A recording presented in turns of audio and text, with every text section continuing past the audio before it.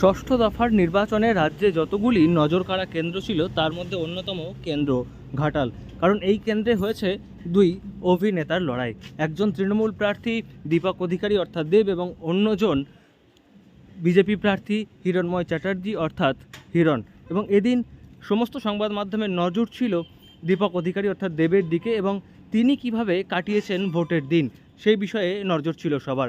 এদিন নানা ভূমিকায় দেখা গিয়েছে তৃণমূলের তারকা প্রার্থীকে। এদিন তিনি সকাল সকাল বেরিয়ে পড়েন বুথ পরিদর্শনে এবং তারপর কখনো তিনি বাইকে চেপে বুথ পরিদর্শন করেছেন, কখনো টোটোয় চেপে গিয়েছেন বুথ পরিদর্শন করতে।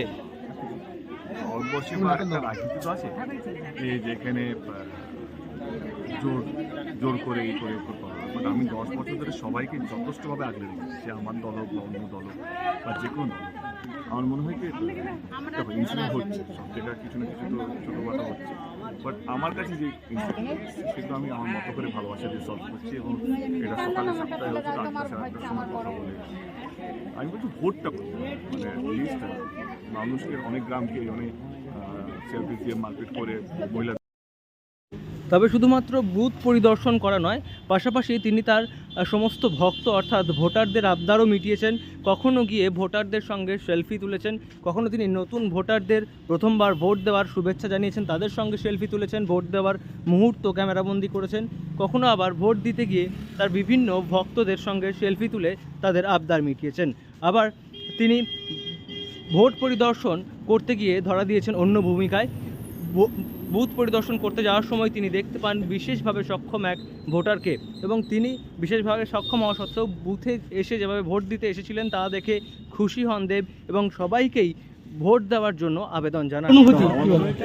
জনপ্রতিনিধিকে তো প্রথম নিয়মটা মানে আমি এই রাস্তাগুলো সত্যি বুঝবেই না, বাংলা রাস্তাই শক্ত। গ্রামে গ্রামে ইলেকশনটা হচ্ছে, মানে যেখানে আমরা দেখেছি ফুটেজগুলোকে পাহাড় চড়ে কেউ যাচ্ছে মাঠের, তো আমরা এই রাস্তা দিয়ে বড় গাড়ি আসার কথা, কিন্তু সেখানে টোটো আছে, সমস্ত রাস্তা। আমার ওই বাইকটা তো মানে আমরা জোগাড় করলাম, ইট ওয়াজ নট প্ল্যানকে বাইক, তো সবারই বাইক পেলাম এবং আমি ওই নিয়মটা ভেঙে যেতে পারি আজকের দিনে যে হেলমেট ছাড়া আমি যাবো, কারণ আমি তাহলে কী সেট করছি জনপ্রতিনিধি যদি।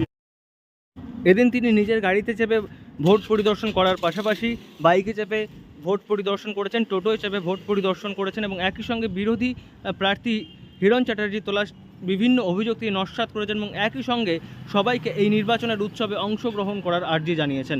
ঘাটাল থেকে নয়ন ঘোষের রিপোর্ট, লোকাল 18 বাংলা।